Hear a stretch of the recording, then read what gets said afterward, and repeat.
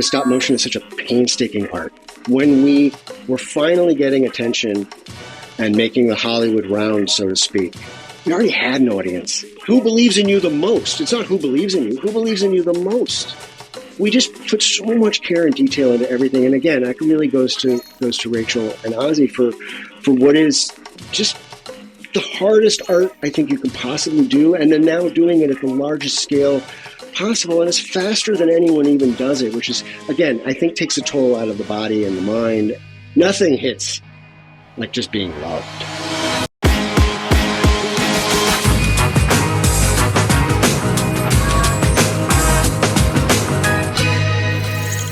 You're the co-creator of Tiny Chef, which I know Lance is a big fan of, and I'm kind of catching up to it.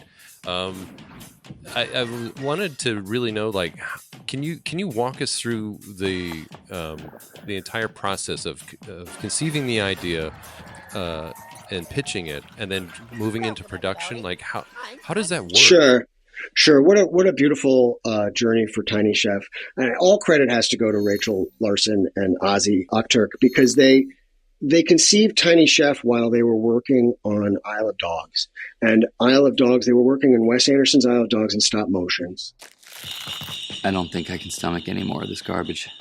Exactly. Same here. Words out of my mouth. Rachel, I met her at a film festival, and this is the most beautiful thing about finding your tribe, right? And here it is. We were at a film festival for Hello Lonesome. She was a character in a documentary where she plays herself. And at that moment, it was like the drunk team that runs up she was playing a documentary, but she's a stop motion animator, and she was working on Coraline as an assistant, as an animator. One of my favorite stop motion films of all time, and I love stop motion.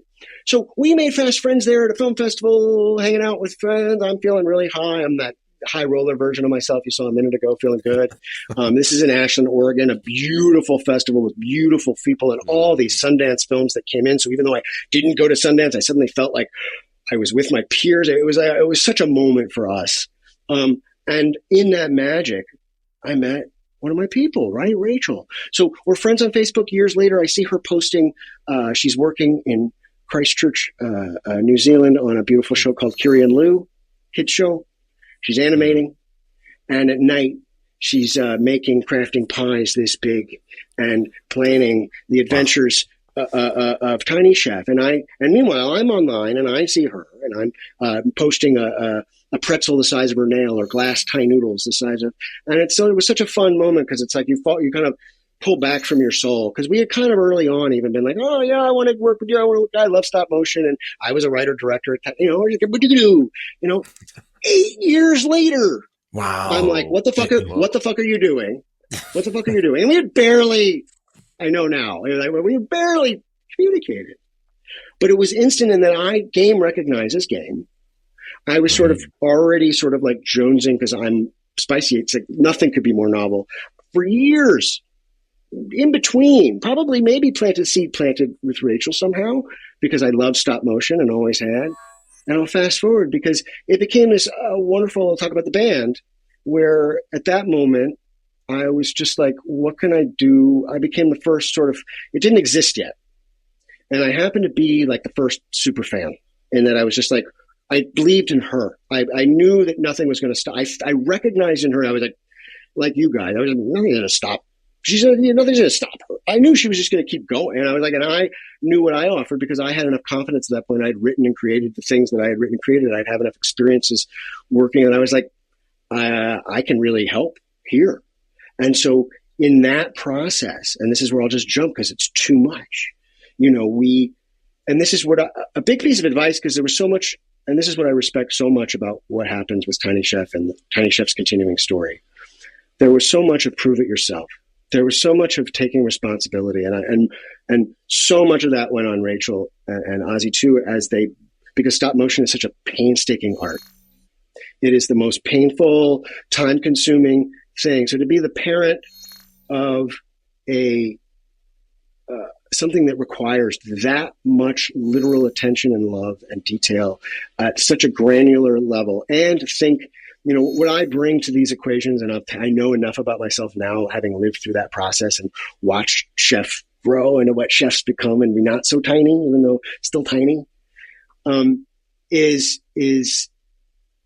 that was sort of born out of the commitment and love of finding your tribe, taking responsibility for it, building an audience. Good luck with that. Building it from scratch, like literally on Instagram and then TikTok, like posting daily, giving in to the algorithm itself, which I don't necessarily wouldn't even recommend. I think there are many ways to make things happen.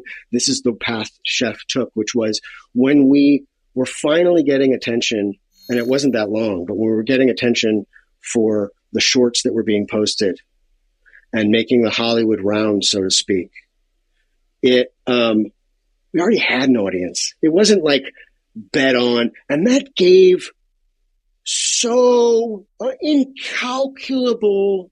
It's like having a hit single, but not having I'm liking it the music even for no reason other than imagine everyone already liked your music, but you still hadn't signed with a label. Well, okay, who believes in you the most? It's not who believes in you the most. And so that's a beautiful position to be in. And then there were many little miracles along the way and tiny godparents who came in, like Kristen Bell, to help shepherd Chef to where Chef ended up. And there was a book deal and multiple books we got to make. Oh, I don't have a copy here. I love the children's books. Lance worked so hard on the first one with us. It was just such a huge. We just put so much care and detail into everything. And again, that really goes to Rachel and Ozzy for what is just the hardest art I think you can possibly do. And then now doing it at the largest scale possible, and it's faster than anyone even does it, which is, again, I think takes a toll out of the body and the mind. And I don't know that all arts are sustainable. So it's like, I don't want that necessarily to be the only model for folks, because I think there's other ways to sort of really show up and communicate your ideas, but there's nothing hits like just being loved, like actually inspiring people. Yeah. I mean, you can see that from the very beginning. It's like the craftsmanship, and then that synergy and chemistry that you guys brought together and it seems like one thing beget the next. So you get a social following, which is, what a lot of people are trying to do with their creative projects. And then that becomes its own miracle. And then once that built-in audience is taken care of, then you become sexier to producers in Hollywood and book publishers. Know this. Cavalry, yes. So it all gets you to that level up, but it's like a video game, okay? In the best and worst ways. So if you don't have that health and that stamina and that really that discipline that you've built throughout your career to be ready for that level of attention, and it becomes valuable to a lot of people.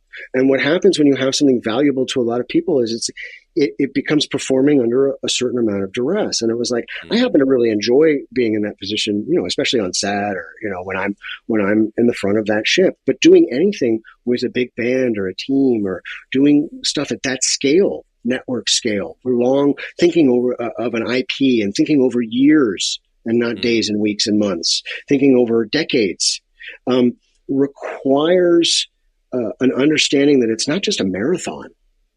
It's an entirely different way of life. It's like choosing, I'll use another metaphor, which I use a lot. It's funny it hasn't come up and we're talking about chefing, but it's a lot like choosing to be a chef. Okay. Think of the depth of your love of cooking. And now think of your goals. Your goal might be to win 3 Michelin stars. Okay. Now, you may be prepared to go and win 3 Michelin stars, but are you prepared for what happens the next day? Because you have to keep them. And it was like, and what I think a lot of us get into this business wanting to be chefs, whatever the chef is for them. And they think that they want the stars, the 3 Michelin stars, because that's what we've been fed. And we're romantics, if nothing else. We've been buying our own stories that we were raised on. But the sad, sad reality is if you're not actually physically built and emotionally prepared to keep your 3 stars, not only will you not get there, but you sure as hell won't fucking keep them. And do you even want that? What does that mean to you? Yeah. And do you want to make the same recipes for the same restaurant or invent yourself repeatedly for the expectations of the same audience? For what? Now, you may become the kind of chef that decides you want the star and then you're like, fuck it. They're like Anthony Bourdain or something, and they're like, I don't need any of this shit. I work for me. And that's a beautiful, I think, short of his ending, I think it's a beautiful idea to bring punk, spider punk into any aspect of our arts, because that gives you the autonomy to really succeed. When I show up on my sets, I like to put on that hat, if I'm being really blunt, because I've already gotten the job. And I suddenly think it's maybe my job to lose it.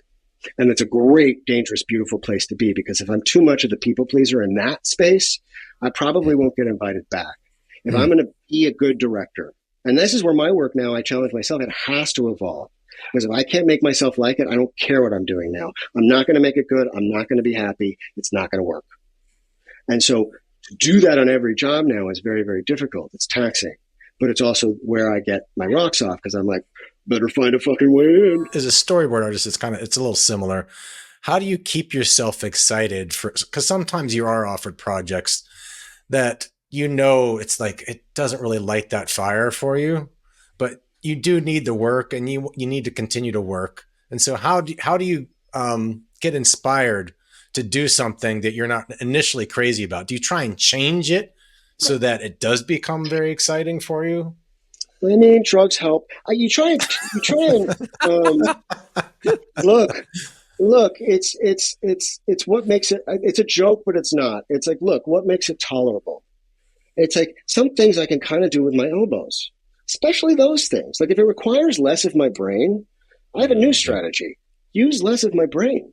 Like the old Adam probably would have overthought that and tried to turn things into something that they're not, bumped up against the powers that be, and sort of walked away in frustration. And I know now that's because I put expectations on it. Everything wants to be what it wants to be. If I can't bring my infinite potential and warmth to something, it probably doesn't deserve me. But I quite often end up somewhere, every once in a while, I say quite often, every once in a while, we end up somewhere that doesn't deserve us. Mm-hmm. And guess what? Yeah. We're professionals. We're not doing it. I'm not finishing it for them. I'm finishing it for the referral I get that leads to the thing, or it's a favor for the friend who worked there that brought it to me anyway. And it's for me in 6 months when I'm in that 2 weeks where no one called and I'm worried that there may never be work ever again. I'm doing it for that version of me. Mm-hmm. And so if I can treat myself in the short term by doing it while smoking a J or getting the job done with my elbows, so to speak, metaphorically, I want to make sure I'm really doing the job. I never, ever phone it in. I don't know how. But you know what I'm not doing? Atomizing it. Just forget about it. Sometimes I'm just like, don't hit the fucking ad. I know when I'm really there for the right reasons. If my cockles are going up and I'm like, I'm really not there for the wrong reasons, they don't even see me. It doesn't matter. I'm not being judged. I know when I'm being judged. And if I'm being judged, I'll show up. It could be a diaper commercial. I suddenly care deeply. So how do you get your work these days? Is it just, do you even have to promote yourself at all? Or is it always? Oh God, no, give me work. Should I hold up a sign right now? I'm stripping so I can get more work. I'm like, usually I get naked. How's that work? That's not work. My automatic, I was like, well, I have to sleep with a lot of people. And then some of them hire me. I wish that were true. Okay, so no, how do you get your work? I find this thing, you probably recognize this pattern, okay? I get really cocky when I just get a couple hits in a row and things are swinging. I get really cocky. I'm like, fuck, man, I'm fucking on. Things are on the up. And it's just that spicy brain thing now. I recognize it because I can have like a couple months of mojo where I'm like, I did a shoot. And that's good. It's like being I now liken it to other arts, or I recognize when I was an actor, I was like, or being at a craps table, even better. It was like sometimes a little heat. And it's not, everything's kind of like random magic and we can't really control it. But sometimes a little heat gets you hot. And sometimes a little hot gets more hot. And you can that has an aura when creativity, when you're going, game recognizes game. Everyone's like, Adam's busy, but I actually think he's the right guy. And so sometimes a good year can just beget a good year. Yeah. Bullshit. Because 2 weeks, right? Everyone's nodding. I nod too. I'm like, I've got breeze in the bag. I'm like, you start believing it. Yeah. Right. Go 2 weeks without just really knowing what happens. What happens? The exact opposite brain pops in. The other guy shows up. That's right. And he and goes, and this is a real truth because they're equally true. If you gave any fucking audience to the first the one huffing magic sauce. Yeah. It's good stuff. I love that brand. You have to give credence to this, which is like, it's over. It's over for like 10 reasons, and it's over. And you were just so fucking cocky. You brought so much swag to the table in your leopard print shirt.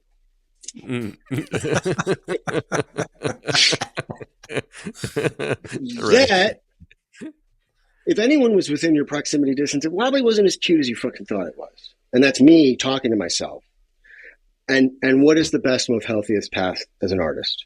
But to sit here and recognize, come on, it's going to keep going like this is the life. And if you're not comfortable juggling, and you're not comfortable with the ebb and the flow, and if you can't make your life work on your terms for you, under your own responsibility to yourself and yourself alone, even when you have a family and responsibilities, if you cannot do that for yourself, you're failing yourself, or you're hopefully working towards that balance.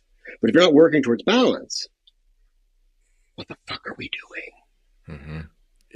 Throwing ourselves to these opposite ends of a somewhat magical spectrum was like, no, guess what? It's going to do well because you're an ass-kicking rock star machine who does good work and you don't lose your shit. It's going to go down the fucking tubes because things dry up and bad spells happen and the world is an unstable force. And if you don't, the sooner we don't wake up, and I can't live that. I talk about it, but I'm more the guy you saw dancing around the room like a jackass 30 seconds ago. I'm that guy much more than I'm talking like this, because when do you get to stop down and be like, come on? And then that's because there's all the pressures, right? We have lives to live. We have other people counting on us. We are counting on other people. There are things outside of our control. It's hard to keep your shit together. And it's hard to stay healthy, especially when you're an artist, which is a fundamentally unhealthy thing to be in the first place. We talked about it's a trauma response. It's probably the best one humanity has, but it's the direct reflection of the darkness. Shane and I really appreciate you guys tuning into our YouTube channel today.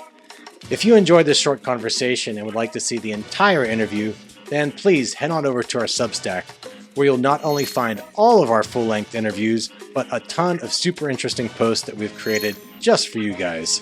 Link is in the description box below. So until next time, thanks for watching.